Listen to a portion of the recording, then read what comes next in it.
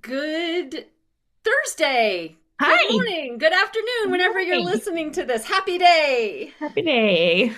I'm Pastor Bridgette Weir at St. Matthew Lutheran in Salt Lake City, Utah. And I am Pastor Lita Barrett. Don't you love how I paused? Like, who are And we? am What's I? happening? Our Savior's Lutheran, Fort Collins, Colorado. And welcome to the How Are the Children podcast, where we look at the lectionary text, typically the gospel, sometimes supporting texts, Mhm. through the lens of childist biblical interpretation. In other words, how does this impact children? How would children receive this text? Where were the children in this text and context? And what does it mean for our children and our communities today when we read the text from those that are most often not mentioned or not thought about in other commentaries and in other ways of engaging the text? So, this is the seventh Sunday after Pentecost, in the season of Pentecost. And so it's proper, what, 12 or 11? I don't know. It's different. No, Anyway, there's it's different. that. There's that. So if you It's follow for that, July 12th. yes, for July 12th. We are recording ahead of time. We're trying to keep ahead so that we can post this so folks that are more organized than us typically have this in their toolkit for their sermon prep. So I will share my screen with our PowerPoint, and you will find the link for this in the comments on our YouTube page. So, and notice the beautiful new logo. Yeah. Thank you, Miss Lita. Hmm. So the text for July 12th, and maybe we should start putting the date on on the PowerPoint, Yeah. an intro Okay. slide, note to selves. We get the parable of the sower, which is very exciting for me because this was my ordination text Yes. that you preached on. Yes. Yes. And So so, yeah, it was we're both a under, little, there was a little, I and know. we did a children's sermon, We did. which the bishop at the time was not that happy about. And we just did it anyway. We didn't care. And that's been almost 14 years. So we've had a Yeah. good at least 14 years of not caring what bishops think. Um, Longer than that, but officially on the record.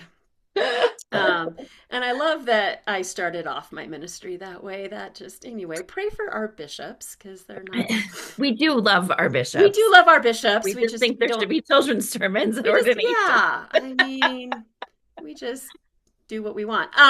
So parable of the sower. We're like the stray seeds that just go everywhere. That's who we are. So how about if I read the parable and then you read the explanation? How about that? How about if we divide? Okay.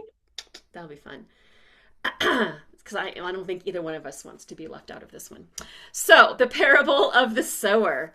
That same day, Jesus went out of the house and sat beside the sea, which sounds really good to me right now. Oh Um, my gosh. okay, I'm okay. like, So, oh, could have a we good just day. yeah, Jesus was having a good day. So that same day, Jesus went out of the house and sat beside the sea. Such great crowds gathered around him that he got into a boat and sat there while the whole crowd stood. I thought that was interesting on the beach. And he told them many things in parables, saying, listen, a sower went out to sow. And as he sowed, some seeds fell on a path, and the birds came and ate them up. Other seeds fell on rocky ground where they did not have much soil, and they sprang up quickly since they had no depth of soil. But when the sun rose, they were scorched, and since they had no root, they withered away. Other seeds fell among thorns, and the thorns grew up and choked them. Other seeds fell on good soil and brought forth grain, some 100-fold, some 60, some 30. If you have ears, hear. Hear then the parable of the sower. When anyone hears the word of the kingdom and does not understand it, the evil one comes and snatches away what is sown in the heart. This is what was sown on the path. As for what was sown on the rocky ground, this is the one who hears the word and immediately receives it with joy. Yet such a person has no root, but endures only for a while. And when trouble or persecution arise on account of the word, that person immediately falls away. As for what was sown among thorns, this is the one who hears the word, but the cares of this age and the lure of wealth choke the word, and it yields nothing. But as for what was sown on good soil, this is the one who hears the word and understands it, who indeed bears fruit and yields in one case 100-fold, in another 60, and in another 30. The word of the Lord. Word of the Lord. Thanks be to God. Um, so, again, how would children hear this parable? Even young kids know about planting seeds. Um, they, Yeah. in preschool, everyone does the lima bean I project. remember like as a kid, I always like pictured Hansel and Gretel, which is terrible and has nothing to do Wow. with, but but Yeah, like the like the dropping on a breadcrumbs. path and um it's sort of like that fairy tale entered into this. Okay, that's interesting. So they might hear it as a fairy. They might They hear this might. because this one, for a parable, it's a fairly developed story, right? It's Yes. got a beginning, a middle, and an end. And this is so it's got the formulaic story, Hmm. and it even in some ways has a moral. I mean, Right. you have to be It's careful with very that. like But there's an ending, right? So this is like hmm a one of the more developed stories that Jesus tells, yeah. which is part of the attraction to it. Hmm I think is we hmm feel like is I mean our brains are wired for a good ending, right? Yeah. And this one kind of has quote unquote a happy ending in that the good soil people yield all of this, bear all this fruit, because even a 30-fold yield is incredible, right? In doing research, they're like 5-to-1 yield is fantastic. I mean, and it was also pointed out this 100-fold, 60-fold, 30-fold isn't actually a measurement, right? Okay. It's not, who knows what Jesus is trying to quantify there. I'm Yeah. guessing Jesus wasn't a mathematician. Um, but I think, we all have experience with um, the structure of this parable. Um, and we can see ourselves in different places in it. So to your point, yeah, kids are going to, I hadn't thought of that. Kids would take this and hear other stories, other um, Yeah. things that I they think it's know. picturable because even Yes, if you don't know technically sewing, the way it reads, it's it's dropping seeds, right. right? Like, Like you can yeah, intuit what a sower and sewing yeah, means. yeah. SOW and not SEW. Yeah. Mhm. Um, so I did a little like research on sowing seeds in first century Palestine because I was curious. And so typically, because I was wondering, like, okay, who is this sower? Right. And I'm not getting into the is it Jesus? Is it God? Are we the sower? I'm not getting into any of that. I'm getting into who is actually sowing in first century Palestine. Um, so it'd be adult males or servants, which we know could be children, who scattered the seeds. And if it wasn't children, I could imagine children being present and following along with a parent or, you know, running around the fields. So the here's where this parable is coming from. The seeds were dropped, sown, scattered, literally thrown down, which, as you may recall, that was a verb, a Greek for those that are reviled, right? Those that are thrown down. Um, Okay. they're thrown down, no prep work on the soil, unplowed ground. So, like, just this field that has sat fallow since the last season, nothing's been done to it. It might be hard. Right, they're just laying there. So the seeds would go everywhere. They would probably bounce. So there's no neat rows, no groove in the ground to follow. So yeah, they were literally thrown everywhere. So any paths that were leading through the field or on the side of the field, yep, the seeds would go there. Oftentimes, the invasive thorny bushes that were taken out of the field to have room for seeds would still be along the edge, almost like a hedge, right? Because they were really thorny and invasive and they might keep creatures out. Um, so they were sort of on the edges of the field. So, yeah, seed would grow there. And then I guess the soil there in Galilee has a lot of limestone and so Mhm. kind of rocky by nature. Okay. So they would scatter these seeds, just sort of. I don't know if you've ever done fertilizer with one of those fertilizer push things where it sort of Oh. aerates. That's Hmm. right, just goes everywhere. Um, and then you have your oxen, which is could be tied into the July 5th with the yoke, right? Would Hmm. come and plow the seeds underground. So that would Okay. churn the ground and pull the seeds under. So, yeah, so some seeds would never have a chance because Okay. they're not plowing the hedges. They're not going to plow the paths because they need the paths. Um, and where it's super rocky, the plowing isn't going to be super effective. So I think that is sort of helpful in our mental image of what is Hmm. happening. Um, these fields were not huge. They're probably not the huge plots of land we think of as farms today, particularly those of us in the United States. These would be more like your local garden, Okay. like maybe like an oversized garden, right? Hmm. We're not talking about acres and acres and acres. So manageable plots. So this could also be the parable of the soils. Yeah. I mean, right? This is actually about the different kinds of soils. And it has me, Yeah. I have a friend that, Reverend Lynn Miller Jackson, she's an assistant to the bishop for the no, for the Mountain Sky Conference, United Methodist Church. And she has this lens, and when anyone asks her to do something, is, how does that help me tend my garden? Or Okay. how am I tending my garden? And if I say yes to this, is this part of tending my garden? Okay.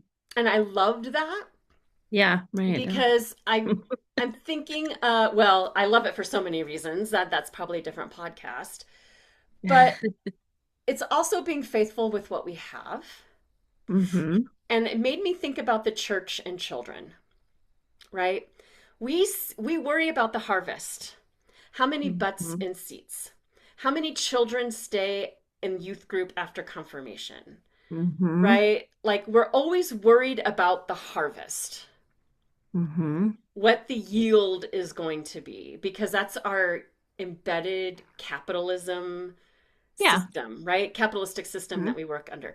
Full disclosure, my brain is not totally functioning. I had sinus surgery about a week ago. And so if people are like, I don't think that's a word, Brigitte, oh, it probably isn't. So good luck following my brain. But it made me think about our focus in the church tends to not be on our gardens. It Yeah. tends to be on the yield, right? Yep. And and Jesus even says in this, you know what? The yields, y'all, are gonna vary.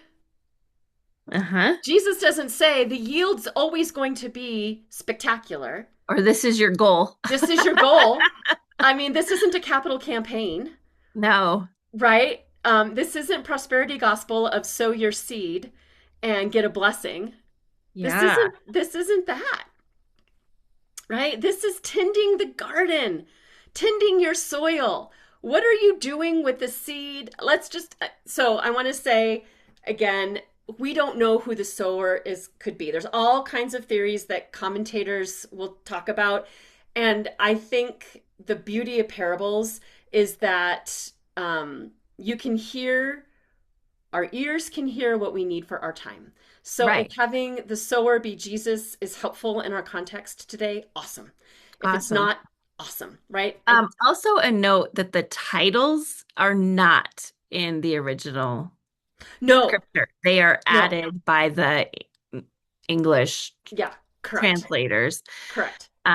So I just like to I'm sure everyone listening to this knows that, but Oh, no, it's a We good call reminder. it the parable of the sower, but that's not what Jesus called it. That's not No, what, yeah. no, nowhere And does it it sort of, say I that. wish we didn't have titles because I I feel know. like it makes us It pigeonholes it. think it Yeah. has to be about a certain thing. And I mean, I love your take on this soil and how do we tend the soil? And Yeah. isn't that what Jesus is talking about? Like being aware of the soil and being aware of, well, yeah, okay, I'm going to scatter seed here.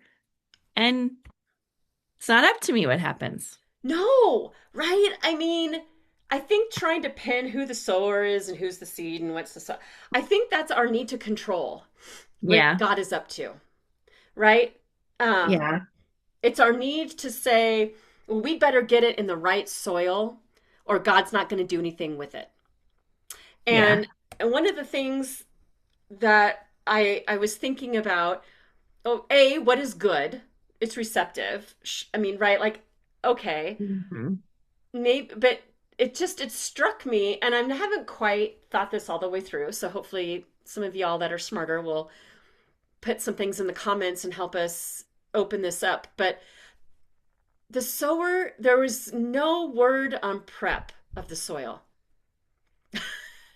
right? Yeah. There was no word on, okay, you have to be baptized and then you take communion and then you can be on council and then you can do these Bible studies. And then, I mean, I even think about our own preparation as clergy, right? This very Yeah. linear, very, what if our prep doesn't matter? And I don't, please don't hear this as anti intellectualism. Hmm. But again, our own prep, what we do for preparation for the Word of God, is always going to fall short. So, Yeah. like, right, how is it we stop worrying about if we're ready and just try to be open? Hmm. And even that has a connotation of we do something, and maybe you have some better words than I do, but the Deuteronomy 6:4 through 9 came to me, right? The Shema Hmm. Hmm. of we just have to keep talking about it, and we just have to keep living it, and we just have to keep on keeping on, right? Like keep Hmm. calm and keep on. Um, and so this being receptive, receptivity is very interesting to me. Um, It's yeah. making me think of something that um Charles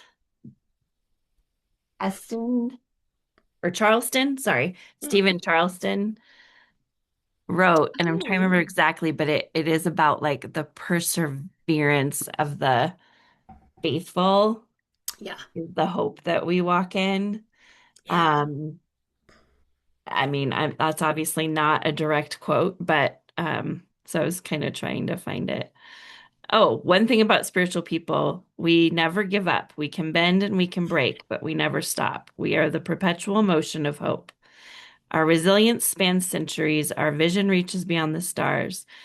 We are citizens of a different reality, a place where people never stop loving and therefore never stop moving toward the light. Yeah. And it made me think of there was a woman in my first call 14 years ago who was going through some things, and she was sitting on her porch one summer day and noticed a pumpkin plant growing. She hadn't planted the seeds. She has no idea where the pumpkin seeds came from. Hmm. And it was just, and it wasn't even a place where pumpkins should have grown. Like the Okay. soil wasn't, I mean, again, it was like, Yeah.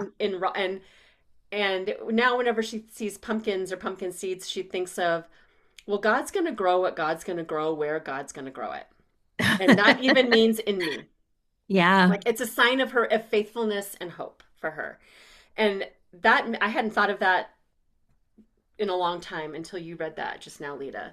Right? Hmm. And so was the soil, she hadn't prepped the soil and now pumpkins grow there, Yeah. right? So again, back to this church tending the garden. How are we tending the presence of children, newcomers, the hard-hearted, the thorny questioners, the ones only there for the treats, right? I'm thinking of the birds scooping the seeds up, right? Who's just there for the Rice Krispie bars? And Yeah. it doesn't matter, right? The rocky people, the thorny questioners, right? The people that are like, well, we're just going to choke the life out of this conversation, Hmm. um, or the ones that are always, but you know, just ask the, but what about? How do we tend those folks that are in that garden? Because Hmm. that's their soil. And Jesus Yeah. doesn't deny the existence of all those soils. Yeah, they're just a reality. There's some thorny things happening. There's some rocky places. And then there are places that are so smooth and well worn that it's hard for us to imagine anything growing there. And it's hard Hmm. for anything else to take root. But ultimately, what will grow is up to God. Hmm. Will Hmm. children stay after confirmation? Will they bring their own children back to the field? Right? Farmers know, and this is where maybe some modern farming could, especially those of you in more agricultural areas, the soil has to be tended day in, day out, year in, year out. It's just faithful, hard, ordinary Yeah. work, Which right? speaks to faith being relationship Yes. and caught and well, will the children stay after confirmation? I don't know, but is that the point of confirmation? Right. What's our goal? Like, what's your goal? What's your What's your actual goal? point of What's the confirmation? harvest? What's the harvest we're looking? What if we're looking for the wrong harvest? Yeah. Yeah. Right? I mean, children are happy with dandelions, Hmm. and most adults can't stand them in their yard. Right? So what's growing that you're like, why is that there? I mean, what's the old adage? A weed is just simply anything you don't want growing in your garden. Yeah. I was just last week at this gardening class and it was all around seeds Ooh. and harvesting seeds to um have using seeds to have like well, it's kind of like less impact on the environment and Hmm. those kinds of things, but also just the fascination of how seeds work and the relationship that these horticulturalists had with the seeds and Mm, how fun. they don't think of anything as a weed really, No. or as bad. And I know one of them said, well, I'm really, really nerdy. I always like say to the mama plant, I'm going to take care of your babies. And we never take all the babies, we just take and so we're giggling, but it was also really compelling Very to sweet. think about Yeah. um how how we care. I mean, this also just it speaks to the church, it speaks to creation, it speaks Community building. to Yeah. yeah, relationship and community building and Well, and tending. what are we cultivating in our bigger gardens that will nourish the children long term, right? So here's the ecology climate crisis part of this, right? Hmm. Our children are suffering. Wildfires are literally choking our children, right? Hmm. Um, Hmm. Food deserts where there aren't fresh fruits and vegetables to nourish Yeah, our children and the vulnerable, the elderly and disabled. I mean, there's an ecology intersectionality around this childist biblical interpretation, right? yeah, That when the earth isn't well, our children aren't well. right. And how does soil rotation, right? Farmers that Hmm. get paid by the government to only grow the same thing month after month, it depletes the soil. And then they're pouring nitrogen and all this, right? Instead of rotating crops, Hmm. which keeps the soil healthy. Or the indigenous wisdom of the three sisters, right? The corn with Yes. the squash and the beans, because they Oh, it would be all, such a cool tie-in. I wish I was yeah, preaching. I am, right? And so it's, you know, and the thorn, I mean, and it makes me think, and maybe I'm waxing too philosophic, but maybe the thorns have a purpose too, Hmm. right? Boundaries are not bad. Hmm. Um, yeah, so and not everything is for not every soil is for every plant. Well, yeah, I mean, the thorns too are their reality. Yeah, they're part of the ecosystem. Things are going to happen. Yeah. So People are going to have their own faith journey and their own spiritual path. And sometimes that looks like, being prickly. your heart being choked out. So, but you know, uh, tending soil, God can still come and work through Yeah. that. So, Yeah. I mean, the whole choking out, the word choke there actually is very, when I read it, it felt very jarring hmm, because I think that violent. can such a violent word. And how are we choked out by the cares of this world Hmm. and the wealth piece, right? The capitalism, the productivity culture, the hustle culture, um, is choking out our basic humanity and spirituality and connection to God. Hmm. There's all kinds of ways to preach this. Um, don't feel like you have to preach it all. It'll come back. Yeah. But I really think preaching about the soil, right? Because it's good news. Is Yeah. that good soil is indeed found in the field and is being tended. It's there, Yeah. right? It's there. Um, the harvest is plentiful, but the laborers are few. Well, Hmm. nothing is wasted. That was the other piece. And again, perhaps I'm digging too far, but the birds will eat the seeds and deposit them elsewhere, like those pumpkin seeds, Yeah. right? Yeah. Vegetation in rocky soil does benefit the soil. Hmm. Even when it doesn't produce what we think is needed, it still dies off and becomes organic material in the soil. And any creatures, little earthworms or little bugs that live in the dirt, if only briefly, benefit from it. And thorny bushes will also use that vegetation, not able to compete with it for nourishment as well. So nothing is wasted in this ecology. Hmm. Hmm. Um, That's like have you read The Serviceberry? yes, Yes. Nothing's wasted. nothing's Yeah. wasted. Yeah. Um, yeah, I didn't think of that till you said that. I have read it. Yeah. I should probably cite that here. So I'm sure that's where I got that idea. It's not.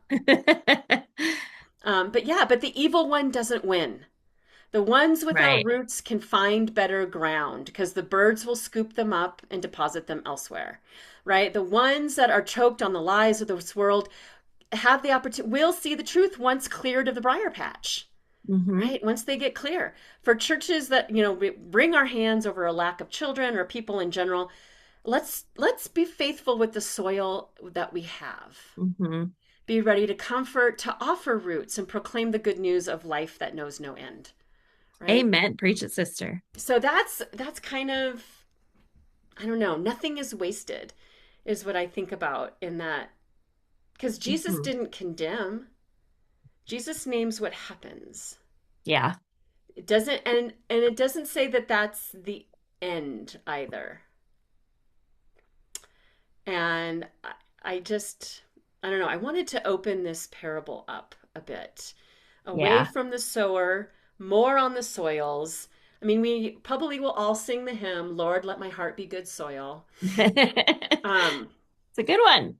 it is a good one. And it always has kind of, it's like, and it doesn't go far enough for me, Right. right? Because it still is, I don't know, it still sort of smacks of that I could be bad soil and that's on me, which it kind of is. And it also is like we live in a broken world. Our hearts are always going to be a mixture of soil. I've Hmm. got thorny and rocky places in my heart. I've Yeah. also got places where God sends birds to scoop up those seeds and says, all right, I'm going to take them somewhere else because this isn't happening. Right? And I'm hopeful there's a small part somewhere. I've got a good garden going on somewhere. But I mean, my confirmation verse was, "You are the vine, I am the branches." And I Hmm. think about that, right? I'm Yeah. connected. My garden is connected to other gardens, thanks be to God. Hmm. Um, and it's that connection that I think is what keeps us rooted, to Yeah. carry a Well, you metaphor too like, far. well, I don't think so. The like when you plant an apple tree, um there's recommendations to you plant two, right? Because Yes. they pollinate each other. However, I mean, we did anyway, when we went to buy apple trees for our home, they did say, yes, planting two is good, and there are enough apple trees in your area that you probably don't have to worry about it Oh, interesting. because your neighbors' apple trees are, it's not that they have to be right next to each other. Mm-mm. So Mm. that's kind of interesting. And then we have a volunteer tree right now. We think it's a cigar tree. Hmm. That'd be the common name. But Mm-hmm. um because it looks just like the one across the street that our neighbor Huh. has. We didn't plant it. Didn't plant it. It's just there Huh. and we're gonna let it be. Yeah. But so there is this communal aspect of it Right. that that when we allow our soil to be open Yeah, when we allow the oxen can to, happen. I don't Yeah. know, yeah, plow us. That's not good. But I mean, yeah, right, when The we birds. allow that work to happen, yeah, when we Hmm. allow ourselves to be, ooh, to be disruptive and turned over. Yeah. Oh, that's interesting. Mm. Yeah. It made me that when you said that, that made me think of, I was reading something, and this is um, ecological and scientific, that one of the reasons why allergies are so bad is that for a lot of people is that they didn't plant male and female trees, because, and I'm going to forget which way, so science people tell me it's, but I'm going to say the female trees, no, I think it's the male trees that flower more and the Okay. female trees don't. And so we're only planting the ones that flower and are pretty, but then the pollen has Um, nowhere to go. oh, And so we interesting. have all one gender of a tree. I had not Um, heard that before. yeah, and that's part of the issue with allergies being so bad Okay. is that we're not balancing out because of looks, because of aesthetic. Huh. Isn't that I had interesting? no idea. Yeah. So I was reading and I was like, huh, as somebody that suffers from allergies, Yeah, I this morning I was like, what is what happening? is happening? Yeah. And then also, corn works that corn has to be planted. Corn has to have lots of neighbors, close Hmm. neighbors, because that's how they grow. Like they won't even grow without being planted in a large field, because they are how they reproduce and how they actually mature relies on being close in a field Hmm. with a lot of other corn. So you have to plant at least like a dozen together Okay. to get any Okay. corn to grow. So, right. There are a lot of angles here, There my are a friend. lot of angles here, right? Mhm. So that's really interesting as well. So yeah, like how is God, I mean, what is God doing? I mean, and also this can bring us right back to the garden, right back to creation Mhm. story, right? God brought forth from, and in Genesis 2, right? The streams came up from underground, Mhm. right? So you've got this below ground subversiveness of what is happening in the dirt. And when we get turned over by the plow, right? Um, doesn't feel good. We get buried. Yeah. We don't always Yeah. like it.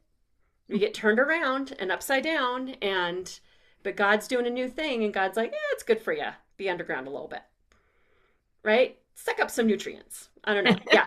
Um, all kinds of things. All kinds of things. So that's what I thought for this week. So for me, how are the children? Is they're receiving the seeds of God's good news, Awesome. I was right? gonna say tended. Yeah, I love that. Oh, I They are love that. tended. They're tended. They're yeah, I love that. But And then it is not too late to join us in 3 weeks, 2 weeks, 3 weeks, yeah. a little less than 3 weeks. At the Conference of Worship, Theology, and the Arts, I saw there's still a few spaces left. So if you Oh, haven't good. planned your continuing ed, it's not too late to come join us in St. Olaf. I bet we'll see some cornfields or wheat fields from Minneapolis to Northfield, Minnesota. So here's the QR code. And as always, like and subscribe. Hmm. And then, as always, at the end is how what is by the child's biblical interpretation for your study. So, yeah, that was a lot. Yeah. Great. Um, Good stuff. yeah, I mean, I knew we wouldn't have any trouble talking about this one. It's good. So, we hope that you are tending your garden and allowing God to water and nourish you this summer. Blessings on your preparation. And we will see you again for next week. We will be looking at July 19th. We also hope to record from St. Olaf, Hmm. um, that the When 20th we're or there. so, Yeah. when we're Hmm. there, Hmm. with some folks present. So this will be a little bit of a different conversation. So I'm excited about it. And that will be looking at July 26th. So blessings on your holiday weekend, however you choose to celebrate or not celebrate. May you be safe.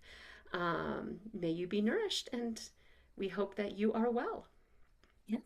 Okay. Bye. So, yeah, we will see you next time.